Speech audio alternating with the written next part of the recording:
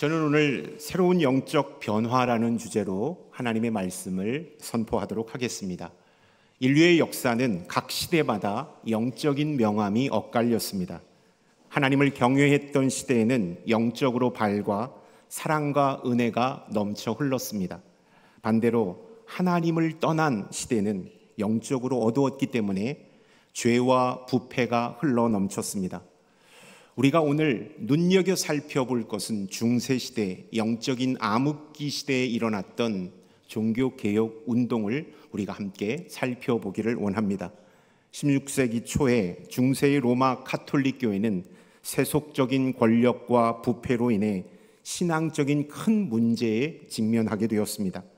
특히 죄를 사면해 주기 위해 돈을 받고 면죄부를 판매하는 그 행위는 사람들에게 큰 혼란과 절망을 안겨주었습니다. 이러한 위기 속에서 시작되었던 운동이 종교개혁 운동입니다. 마르틴 루터는 1517년 비텐베르크 성교회 문에 95개의 반박문을 게시하며 교회의 부패와 잘못된 교리를 비판했습니다. 루터와 다른 개혁자들은 오직 믿음, 오직 은혜, 오직 성경을 선포했습니다. 솔라 피데, 라틴어로 오직 믿음입니다. 사람이 의롭게 되는 것은 오직 믿음으로 가능하다는 신념입니다. 솔라 그라티아, 오직 은혜입니다. 구원은 오직 하나님의 은혜로만 주어진다라는 원칙입니다. 솔라 스크립투라, 오직 성경, 성경만이 신앙과 삶의 유일한 권위임을 선포했습니다. 이 세 가지는 종교개혁의 토대가 되었고 신앙의 본질을 재정의하는 거룩한 계기가 되었습니다. 500년 전에 일어났던 종교개혁은 단지 하나의 과거의 사건으로 끝나서는 안 됩니다. 오늘 우리 시대에도 영적인 변화와 갱신이 절실히 요구되고 있기 때문입니다. 세상은 빠르게 변화하고 있고 교회와 신앙의 모습도 이러한 변화 속에서 흔들리고 있습니다. 현대사회는 기술의 발전과 문화의 다양성으로 인하여 신앙의 본질이 왜곡되고 있으며 약화될 위기에 직면해 있습니다. 종교개혁이 중세 교회의 부패와 세속화에 맞서 신앙의 순수성을 찾으려 했던 거룩한 운동이었다면 오늘 우리는 우리 시대의 도전에 맞서 신앙의 본질을 회복하고 하나님과의 관계를 새롭게 해야 한다라는 사실입니다. 우리는 과거 종교개혁자들이 외쳤던 오직 믿음으로라는 진리, 이 진리를 오늘 이 순간에도 우리가 선포하며 우리의 신앙과 삶이 여전히 종교개혁 그 연장선 안에 있다라는 사실을 기억해야 합니다. 오늘 본문 말씀을 통해 이 시대의 세속적 가치관에 휘둘리지 않고 마음을 새롭게 하여 하나님의 뜻을 올바르게 분별하려면 우리가 어떻게 해야 하는지를 깨닫는 이 시간이 되었으면 좋겠습니다. 아울러 우리가 지금 무엇을 놓치며 살고 있고 어떤 부분을 개혁해야 하는지도 발견하는 이 시간이 될 수 있기를 바랍니다. 아멘. 오늘 말씀을 이해하기 위해서는 우리는 로마서를 이해해야 합니다. 로마서는 로마 제국의 중심지인 로마에 있는 그리스도인들에게 보낸 편지입니다. 당시 로마는 정치, 문화, 경제, 종교의 중심지로서 다양한 문화와 종교가 혼재된 다원화된 사회였습니다. 어떻게 보면 국제화된 인터내셔널 시티가 바로 로마였는지도 모르겠습니다. 로마 제국은 다신교를 따르고 있었으며 황제 숭배도 중요한 그들의 종교적 의무였습니다. 로마인들은 제국의 번영과 안정성을 유지하기 위해 황제를 신처럼 섬겼습니다. 그래서 로마 제국의 문화는 그들의 삶과 정치와 종교를 모두 지배하고 있었습니다. 그때 그리스도인들은 마이너티로서 소수의 사람들이 모여 하나님을 예배했습니다. 모든 사람들이 그들을 눈여겨보았습니다. 혼탁한 세상 속에서 거룩한 삶을 살고 있는 그들을 눈의 가시처럼 여겼습니다. 그리고 신앙의 그런 모습을 보면서 사회의 갈등의 주요 요인으로 그리스도인들을 지목하기에 이르렀습니다. 그래서 그리스도인들은 로마 사회에서 핍박받는 존재로, 사회에서 무시당하는 존재로 서 있었습니다. 이러한 혼탁한 영적인 상황 속에서 바울은 신앙적인 재무장을 통해 세상과 구별된 삶을 강조하고 있습니다. 세상이 악하고 음란하기 때문에 우리는 어쩔 수 없습니다 라고 사도 바울은 말하지 않았습니다. 세상이 악하고 음란하기 때문에 우리는 영적으로 더 경건한 삶을 살아야 합니다. 하나님의 뜻을 이 땅 가운데 적극적으로 실천하는 자가 되어야 합니다 라는 사실을 오늘 말씀은 우리에게 가르쳐주고 있는 것입니다. 감리교의 창시자 존 웨슬리 목사님은 이렇게 말했습니다. 세상은 어두워지고 있지만 우리는 그 속에서 빛으로 살도록 부름받았다. 세상이 어두워지고 부패하고 음란하기 때문에 우리도 어쩔 수 없습니다 라는 자기 합리화의 변명이 그리스도의 고백이 되어서는 안 된다라는 사실입니다. 어둡고 음란하고 타락한 이 시대에 빛을 발하는 존재가 바로 우리 그리스도인의 삶이라는 사실을 다시 한번 깨달을 수 있기를 바랍니다. 아멘. 우리가 사는 세상은 그 당시, 사도 바울이 살았던 그 당시 못지않게 사단이 전방위적으로 파상 공세를 가하는 시대 속에 살고 있습니다. 바울이 살았던 시대보다 더하면 더했지 덜하지 않는 시대에 살고 있는 것입니다. 세속주의가 우리의 신앙을 공격합니다. 매스미디어가 음란과 잔인한 폭력으로 우리의 영혼을 유혹하고 파괴시킵니다. 불안과 우울감과 두려움이 우리의 내면을 병들게 하고 있습니다. 의심과 불신이 우리의 믿음을 흔들고 있기 때문입니다. 이러한 영적인 상황 속에서 우리가 깨어 변화되지 않으면 우리는 사단의 속수무책으로 패배할 수밖에 없다라는 사실입니다. 바울은 우리가 어떻게 영적으로 변화되어야 하는지를 오늘 말씀하고 있습니다. 말씀 속으로 들어가서 함께 살펴보도록 하겠습니다. 2절의 말씀 다시 한번 읽도록 하겠습니다. 너희는 이 세대를 본받지 말고 오직 마음을 새롭게 함으로 변화를 받아 하나님의 선하시고 기뻐하시고 온전하신 뜻이 무엇인지 분별하도록 하라. 바울은 이 시대를 보는 영적인 통찰력을 가지고 있었습니다. 스피리추얼 인사이트가 아주 강했던 인물이 사도 바울이었습니다. 어떻게 그것을 알 수 있을까요? 그는 이 시대 상황이 악하다는 사실을 파악했습니다. 그리고 이 믿음으로 우리가 거룩해져야 한다라는 영적인 진단을 내리고 있다라는 것입니다. 그리고 구별된 삶을 살 것을 사도 바울은 해결책으로 제시하고 있다라는 것입니다. 그는 이 시대가 악한 세대이기 때문에 우리가 세상을 본받지 않아야 하고 거룩한 삶을 살아야 된다라는 이 사실을 그리스도인들에게 선포하고 있다라는 것입니다. 바울이 그렇게 진단하고 해결책을 제시할 수 있었던 것은 그는 날마다 십자가 앞에서 죽는 사람이었기 때문입니다. 바울은 영적으로 안주하는 사람이 아니었습니다. 날마다 변화하려고 노력하는 사람이었기 때문에 그는 혼탁하고 영적으로 어두운 시대를 거스를 수가 있었다라는 사실을 우리는 기억해야 합니다. 고린도전서 15장 32절과 빌립보서 3장 13절의 말씀은 그의 삶을 이렇게 말하고 있습니다. 함께 읽겠습니다.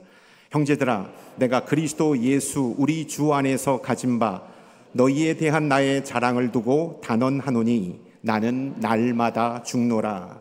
형제들아, 나는 아직 내가 잡은 줄로 여기지 아니하고 오직 한 일, 즉 뒤에 있는 것은 잊어버리고 앞에 있는 것을 붙잡으려고. 아멘. 사도 바울은 날마다 주의 십자가 앞에서 죽는 사람이었습니다. 그는 지나온 모든 과거는 잊고 앞으로 주님께서 자신에게 맡겨주신 그 사명 앞에 집중하는 사람이었습니다. 그리고 그 사명을 이루기 위하여 날마다 변화와 영적 갱신을 실천하는 사람이었기 때문에 그는 시대를 읊을 수가 있었고 이 시대를 영적으로 진단할 수 있었고 해결책까지 제시할 수 있었다라는 사실을 우리는 기억해야 합니다. 종교개혁의 선봉에 섰던 마틴 루터 역시도 사도 바울처럼 이 시대를 정확하게 파악했습니다. 그리고 영적으로 진단했습니다. 그리고 바른 해결책을 제시했다라는 사실을 우리는 기억해야 합니다. 마틴 루터는 그 당시 교회의 부패와 신앙의 위기를 파악했습니다. 그리고 사람은 믿음으로 의롭게 된다라는 영적인 진단을 선포했습니다. 그리고 그는 이렇게 해결책을 제시했습니다. 하나님은 우리가 변화되기를 원하신다. 우리는 매일 새롭게 되어야 한다라는 실천 사항을 제시하고 있다라는 것입니다. 그렇습니다. 바울과 루터처럼 우리도 날마다 새롭게 변화하지 않으면 세속적인 이 시대를 당해낼 수 없다라는 사실입니다. 어제의 믿음, 어제의 신앙으로는 오늘을 온전히 살아낼 수 없는 시대라는 사실을 우리는 기억해야 합니다. 우리는 안주하는 신앙, 이 안주하는 신앙을 탈피해야 합니다. 안주하는 신앙은 신앙의 열정이 식어집니다. 영적 성장을 추구하지 않습니다. 영적 나태함에 사로잡히게 됩니다.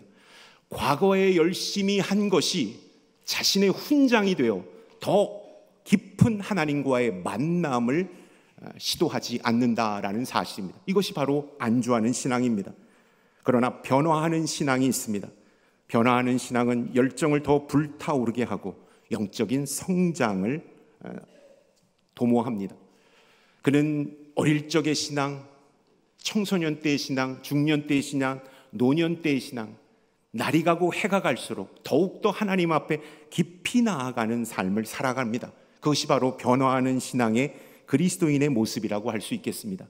존 웨슬리는 이렇게 말했습니다. 성장은 고통스럽지만 성장은 선택이 아니라 그리스도인들에게 필수입니다.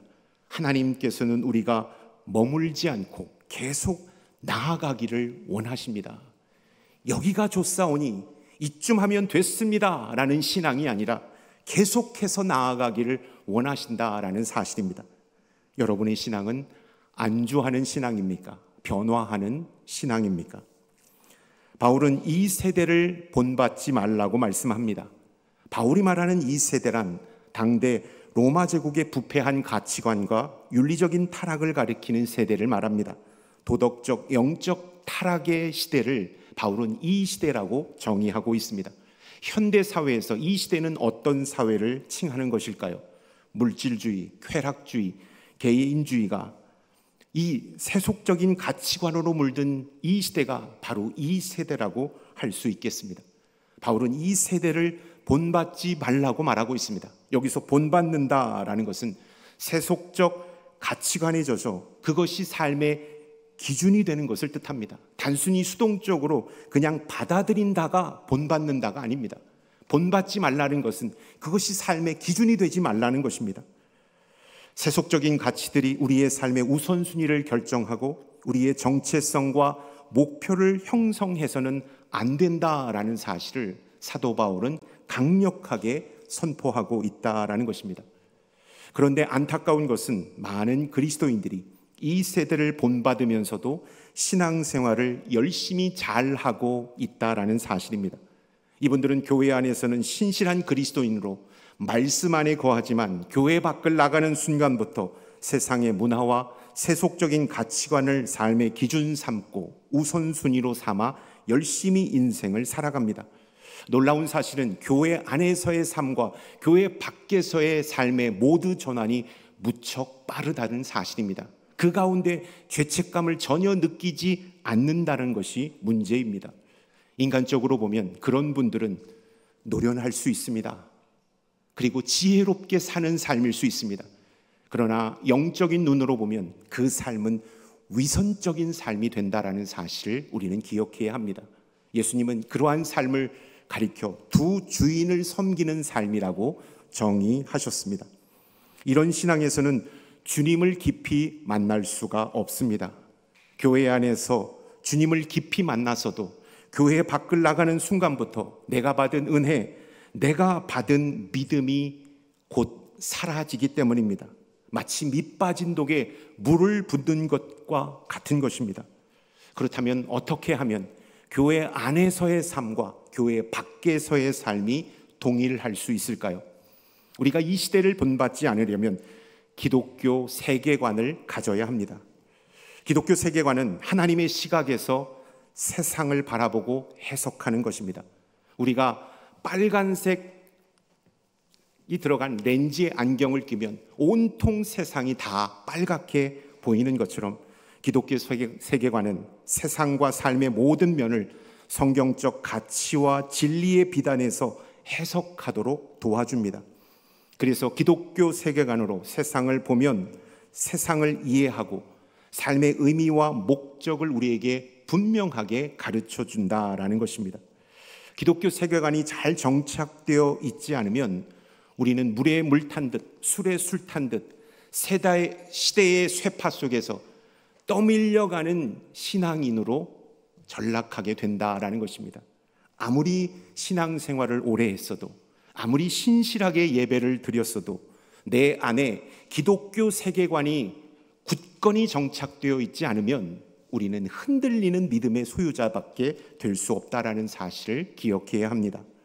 기독교 세계관을 세우려면 세상을 바라보는 우리의 렌즈를 바꿔야 합니다.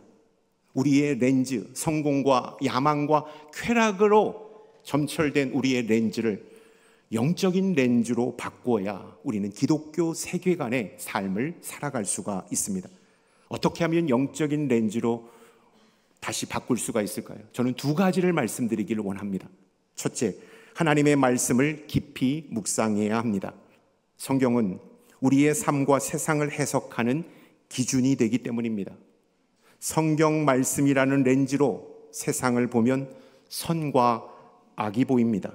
참과 거짓이 보입니다. 거룩과 추악이 보입니다. 하나님의 길과 사단의 길이 보여지게 되는 것입니다. 둘째, 기도로 하나님의 뜻을 구해야 합니다. 그리할 때 우리에게 영적인 렌즈가 씌워지게 되는 것입니다. 왜 그럴까요? 기도는 우리를 세상의 가치에서 벗어나 하나님의 뜻에 맞추는 중요한 영적인 도구가 되기 때문입니다. 아무리 혼란스럽고 어지러운 삶을 살다가 기도의 자리에 앉아 주님 하고 외치며 주님께 우리의 간절함을 고백할 때 어지러움과 혼란함은 다 사라지고 주님께서 내려주시는 평안을 맛볼 수 있는 자리가 바로 기도의 자리라는 사실입니다. 우리가 말씀과 기도로 무장할 때 우리는 기독교 세계관의 렌즈를 낄 수 있게 되는 것입니다. 저는 새벽 기도를 마치고 두 가지를 놓고 기도합니다. 짧은 시간이지만 딱 두 가지를 놓고 기도합니다. 주신 말씀을 오늘 삶에 적용하는 자가 되게 해 주십시오. 두 번째, 오늘 모든 일정들 가운데 주님 동행하여 주시고 지혜를 허락해 주십시오. 오늘 제가 해야 할 일들, 만나야 될 사람들, 처리해야 될 많은 일들 가운데 하나님 지혜를 주시고 담대함을 허락해 주십시오라고 기도를 하고 하루를 시작합니다. 그렇게 되면 하늘에서부터 평안이 내려옵니다. 그리고 오늘 내가 어떻게 하루를 보내야 할지, 또 하나님이 기뻐하시는 삶은 어떤 삶인지가 보여지게 되는 것을 경험합니다. 이건 마치 영점을 잡는 것과 같다라고 생각됩니다. 우리 군대 다녀오신 성도님들은 아실 거예요. 사격하기 전에 영점을 잡잖아요. 영점이라는 것은 내 총과 조준경을 일치시키는 겁니다. 그래야지 명중률이 높아지는 것입니다. 그래서 PRI를 한 다음에 우리가 영점을 잡잖아요. 그러면 사격을 할 때 명중률이 높아지는 것을 보게 됩니다. 하루의 시작도 마찬가지입니다. 우리가 말씀과 기도로 우리의 영적인 렌즈를 장착하고 하루를 시작할 때 이 하루는 영적인 영점이 잘 잡혀서 하나님의 뜻 가운데 우리가 온전히 순종하며 승리할 수 있다라는 사실입니다. 우리 모두 말씀과 기도로 영적인 렌즈를 바꿔 끼는 하나님의 사람들이 될 수 있기를 축원드립니다. 아멘. 바울은 두 번째로 마음을 새롭게 함으로 변화를 받으라고 말씀합니다. 여기서 말하는 마음의 새로움은 우리의 의지를 통한 마음의 변화가 아닙니다. 성령의 거룩한 역사를 통한 마음의 변화를 일컫는 것입니다. 성령께서 그의 마음을 만져서 그의 마음이 온전히 변화되는 것, 이것을 변화를 받으라 마음을 새롭게 함으로 변화를 받으라라고 말씀하고 있는 것입니다. 에베소서 4장 23절에서 바울은 너희의 심령이 새롭게 되어라는 것, 온전히 변화되는 것, 마음이 온전히 갈아엎어지는 것을 말씀하고 있는 것입니다. 성령께서 우리 안에 오셔서 우리의 마음밭을 완전히 기경하여 주는 것을 새로운 마음의 변화라고 말씀하고 있는 것입니다. 여기서 변화라는 헬라어는 메타모르포시스라는 단어를 썼는데요, 이것은 외적인 모습의 변화가 아니라 본질적인 변화를 일컫는 말입니다. 나비가 애벌레에서부터 완전히 새롭게 탈바꿈하는 것처럼 우리의 신앙이 근본부터 완전히 바뀌는 것이 바로 마음의 변화라는 것을 사도 바울이 말씀하고 있습니다. 여러분, 이러한 내적의 본질적인 마음의 변화가 일어나지 않으면 우리는 새로운 피조물로서 온전하게 이 땅을 살아갈 수 없다라는 사실입니다. 제가 대구에 내려와서 서울 시민에서 대구 시민으로 살아가고 있는 10개월이 흘러가고 있습니다. 잘 적응한다고 하고 있지만 저 안에는 조심스러운 면도 있고 아직 적응되지 않는 면도 있습니다. 그래서 여러 가지 불편함도 있고 긴장함도 있는 것이 사실입니다. 물론 교회에 오면 평안함도 있고 성도님들 만나면 즐거움도 있고 정말로 큰 은혜도 있지만 이곳에 내려와서 적응하는 것이 쉽지만은 않았습니다. 근데 지난주 저희가 추수감사 예배를 드리고 오후에 찬양 축제 예배를 드렸는데, 그때 여러분들이 찬양 축제를 드리는, 각 기관이 준비한 찬양 축제 드리는 모습, 의상, 율동, 표정을 보면서 제가 정말로 대구 시민이 되었고 우리 남산교회 진짜 일원이 되었다라는 사실을 확신하게 되었어요. 이 교회 온 게 너무 좋고 나는 이곳이 정말로 행복하다라는 느낌을 받았습니다. 아멘. 여러분 즐겁지 않으십니까? 그래서 제가 이 표현을 경상도 사투리로 한번 구사해야 할 텐데요, 여러분 이 표현이 맞는지 저한테 좀 알려주셨으면 좋겠습니다. 고마 적응이 됐부스요. 그냥 적응이 확 된 거예요. 제가 지난주 찬양 예배를 드리면서 완전한 마음의 변화가 일어나는 그러한 것을 경험하게 되었습니다. 여러분, 우리가 은혜를 받고 거룩하게 변화되었다가도 다시 과거로 회귀하는 것은 왜 그럴까요? 본질적인 변화를 경험하지 못했기 때문입니다. 은혜 받고 새벽 기도에도 나왔습니다. 은혜 받고 아내에게 존댓말도 썼습니다. 은혜 받고 사회생활 모임도 자제했고 은혜 받고 교회 봉사도 했습니다. 그런데 은혜가 떨어지고 내 삶이 힘드니까 여전히 과거의 삶으로 회귀하는 우리의 연약함을 발견할 때가 있다라는 것입니다. 왜 그럴까요? 본질적인 변화를 경험하지 못했기 때문입니다. 본질적인 변화는 마음의 변화를 말합니다. 마음의 변화가 일어나지 않으면 우리는 늘 언제나 변했다가도 다시 죄악된 과거로 돌아가는 다람쥐 쳇바퀴 도는 그리스도인이 될 수 있다는 사실을 우리는 기억해야 합니다. 눈물로 하나님 앞에 회개하고 변화되었지만 다시 과거로 돌아가고 있는 우리의 모습을 계속해서 반복하고 있다는 것입니다. 마음이 바뀌지 않는 변화는 오래가지 못합니다. 마음의 변화를 하려면, 그렇다면 어떻게 해야 될까요? 종교개혁자 존 칼빈은 이렇게 말했습니다. 하나님은 우리에게 변화를 요구하시며 그 변화는 그의 말씀을 통해 이루어진다. 성경 말씀을 통하여 우리가 변화될 수 있다라는 사실을 칼빈은 얘기하고 있다라는 것입니다. 히브리서 4장 11, 12절의 말씀을 함께 읽겠습니다. 하나님의 말씀은 살아있고 활력이 있어 좌우의 날선 어떤 검보다도 예리하여 혼과 영과 및 관절과 골수를 찔러 쪼개기까지 하며 또 마음의 생각과 뜻을 판단하나니. 아멘. 하나님의 말씀은 우리의 심령과 골수를 찔러 쪼개는 능력이 있기 때문에 하나님의 말씀이 우리 안에 들어올 때 우리는 진정한 마음의 변화, 본질적인 변화를 체험하는 자가 된다라는 사실을 우리는 기억해야 합니다. 마음을 새롭게 하는 변화는 하나님의 말씀을 날마다 읽고 묵상하고 그 말씀을 삶에 적용하고 실천할 때 비로소 우리에게 본질적인 변화가 찾아오게 된다라는 것입니다. 저랑 아주 가까운 지인 중에 한 분이 당뇨, 고지혈, 고혈압 초고도 비만 판정을 받고 큰 어려움을 겪은 적이 있습니다. 성도님들이 아유 목사님 다른 사람을 가장해서 본인의 얘기를 하고 있는 건 아니에요? 솔직히 저는 아닙니다. 주변에서 식사량도 줄이십시오. 군주전부린도 하지 마십시오. 밤에 야식 먹지 마십시오. 불규칙한 식사하지 마십시오. 폭식하지 마십시오. 인스턴트 음식 절대 먹지 마십시오. 정말로 잔소리와 엄청나게 간섭을 했지만 아랑곳하지 않고 그 모든 것을 실천했습니다. 그러다가 한번 쓰러졌습니다. 그리고 나서 정밀 종합검진을 받고 의사 선생님으로부터 이러한 말씀을 들었습니다. 선생님, 아직 젊고 한창이신데 이대로 가면 큰일 납니다. 왜 관리 안 하시죠? 왜 이렇게 삽니까? 라는 것을 의사 선생님으로부터 들었습니다. 의사 선생님도 너무나도 마음이 아프셔서 그렇게 말씀하신 거예요. 그 말씀을 그분이 듣고 위기의식을 느꼈습니다. 그 의사 선생님의 말이 가슴에 와서 박혔다고 말했습니다. 어떻게 들렸는가? 그분이 들을 때 그 말이 왜 일찍 죽으려고 하십니까? 왜 일찍 죽으려고 하십니까? 라는 말로 들렸다고 말합니다.